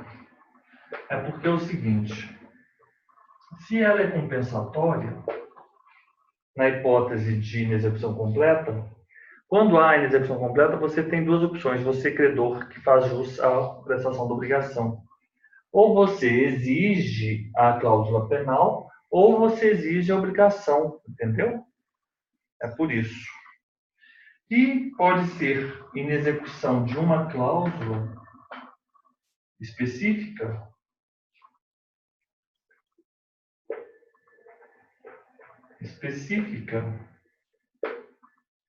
e mora. Então, para estes casos, nós temos a moratória. Porque a moratória é o seguinte, você exige o cumprimento da obrigação e ainda mais a cláusula penal. Correto? Então, incorre de pleno direito do devedor na cláusula penal, desde que culposamente deixe de cumprir a obrigação, se constitui imóvel. Deixou de cumprir, parcialmente ou totalmente, moratória. Essa classificação é que eu não... Tudo bem, é porque...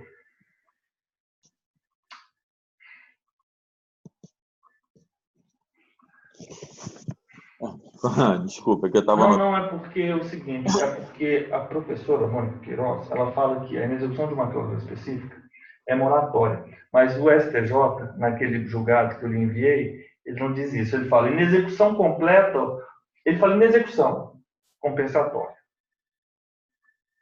Completa ou específica. Mas vamos continuar com isso aqui, isso não vai prejudicar a nossa estruturação, não. A cláusula penal estipulada conjunta ou posterior pode referir-se à execução completa, em execução de uma cláusula especial ou mora. Ela pode ser antes, a posteriori.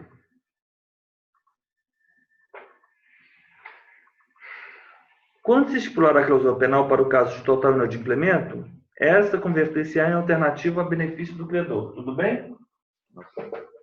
Olha só. Alternativa. A compensatória, tá? Tá bom? A compensatória. É porque você exige É porque você exige ou a obrigação ou a compensação. Perfeito. Quando se estipular a cláusula penal para o caso de mora ou insegurança especial de outra cláusula, terá o credor o arbítrio de exigir a satisfação da pena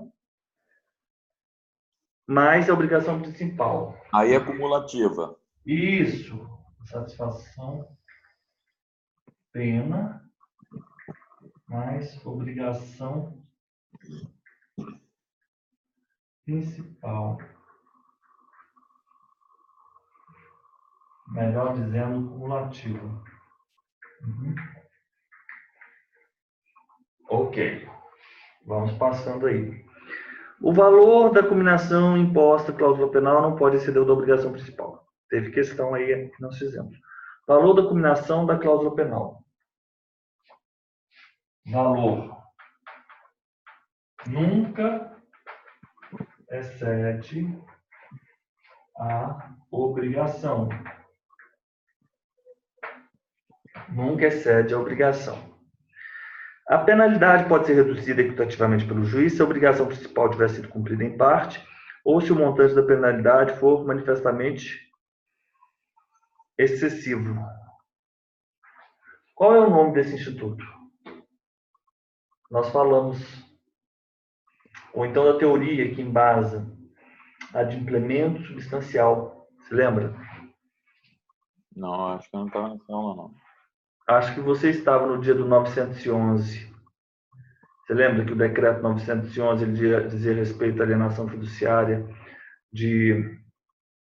Bens imóveis. Bens móveis, na realidade. Pode ser móveis, bens móveis, fungíveis ou infungíveis, mas o credor é a instituição financeira. Sim. Nossa, Primeira vamos lá. A do Código Civil é bens móveis, infungíveis, mas os credores não são instituições financeiras, né? Com certeza. E a 9.514 é os imóveis. Mas tem que ser imóvel, tá? Imóvel, pronto, imóvel. É você lembrar, do Código Civil é móvel infungível e não é instituição financeira. E o outro é bens móveis fungíveis ou infungíveis, mas com instituição financeira. E a 9.514 é só bens imóveis. Só bens imóveis. O carro, ele pode estar tanto no Código Civil quanto no Decreto 911. a depender do credor. Se não for instituição financeira, Código Civil, as disposições da alienação fiduciária ali no Código Civil. Caso contrário, você vai aplicar as 911, se for instituição financeira. Eu sempre tinha essa dúvida. Eu ficava, mas qual deles? Não, é aquele quadro que esclarece muito isso. Aquele quadrinho eu me lembro, tem a primeira coluna. Você lembra? As 3 colunas? Uhum. Tem que pensar sobre esse quadro. E você trata do assunto como um bolo comum. Claro, E vai passando. A penalidade deve ser reduzida equitativamente. Sendo indivisível a obrigação, todos os devedores que caindo em falta um deles incorrem na pena, mas essa só se poderá demandar integralmente do culpado, respondendo cada um dos outros somente. Quando a obrigação for divisível, só incorre na pena o devedor ou herdeiro do devedor que infringir proporcionalmente. Pena convencional. Não é necessário. Aí aqui não é necessário prejuízo. Não é necessário prejuízo. E ainda também, não pode o credor indenização suplementar. Pode indenização suplementar? Indenização suplementar. Indenização suplementar.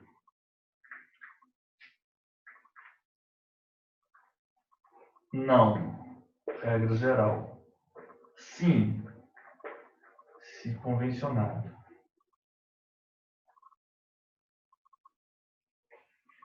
Não é isso? Exatamente. Para exigir a pena convencional, não é necessário que o credor alegue prejuízo. Ainda que o prejuízo exceda o previsto, não pode o credor exigir indenização suplementar, mas se convencionado. Se tiver sido, a pena vale como... Sim, foi convencionado. Então, a pena vale como mínimo de indenização. Então, aqui, pena como mínimo de indenização. Como mínimo de indenização. Pena vale como mínimo de indenização. E o credor prova o prejuízo. O credor prova prejuízo. Ok. O que eu preciso dizer agora?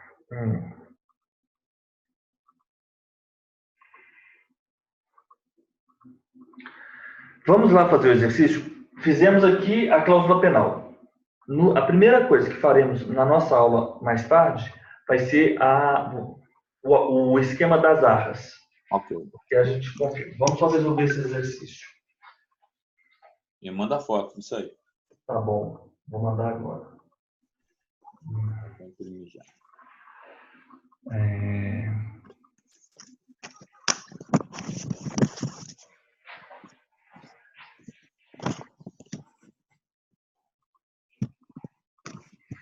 Considere a seguinte...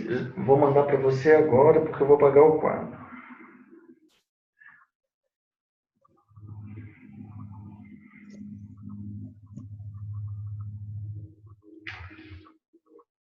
Vamos lá.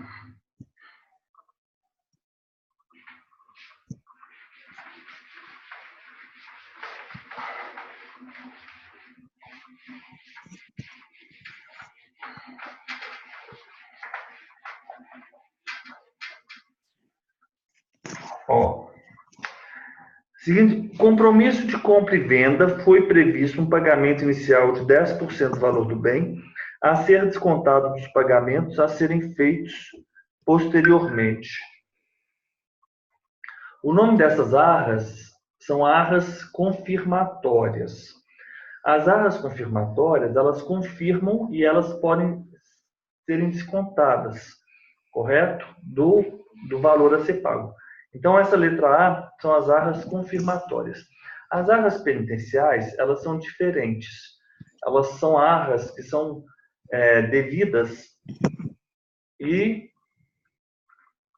na hipótese de possibilidade de se desfazer o negócio jurídico, né, de arrependimento.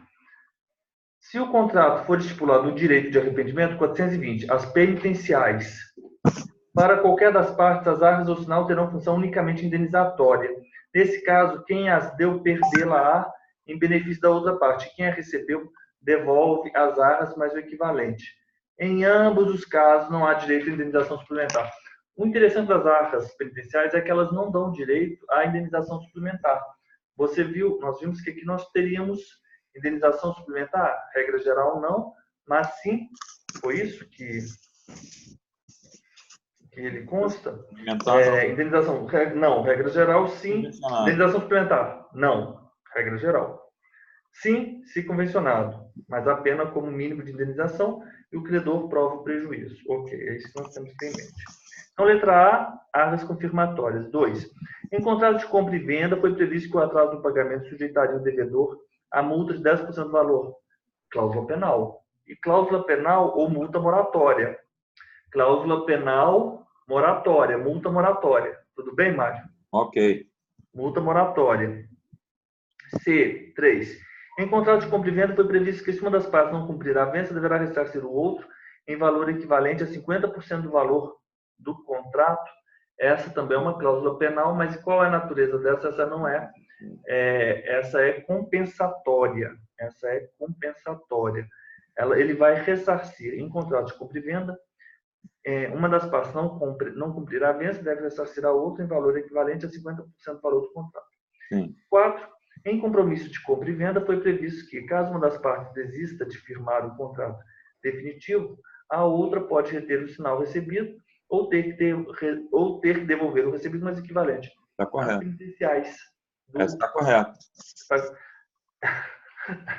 A letra E, todas estão corretas na letra E. Arcas penitenciais. Não, é que a gente está fazendo assim, e eu estou colocando em cima de cada arras a correlação do item correto, entendeu? Olha o seguinte, a letra A, o inciso 1, tá correto. Em compromisso de compra e venda, foi previsto pagamento inicial de 10% do valor do bem. Quando você tem essa situação, essas são arcas confirmatórias. A letra 4, quem vai para a penitenciária está arrependido. Pensa dessa forma, é um mnemônico. Quem vai para a penitenciária está arrependido. Então, penitenciais têm arrependimento. Correto? Penitenciais e arrependimento. Só isso. É a última. Então, só pode ser ou a confirmatórias e penitenciais. Então, você já exclui a letra B, C e D. B, C e D. As primeiras são confirmatórias, as penitenciais. Você, em contrato de compra e venda, previsto atraso no pagamento sujeitaria o devedor. Isso é moratório. Isso é moratório. Agora, o problema dessa questão, sabe qual é? É o seguinte, você dizer que é 50%. Ah, não, mas aí tudo bem, você pode estipular, porque a gente fica pensando que é 100%, né? Não pode exceder o valor, mas ela pode ser menor. Isso, com certeza. A gente fica pensando que o limite é o valor, né? Mas pode ser 50%. Esse exemplo é bom para a gente nos lembrarmos, né?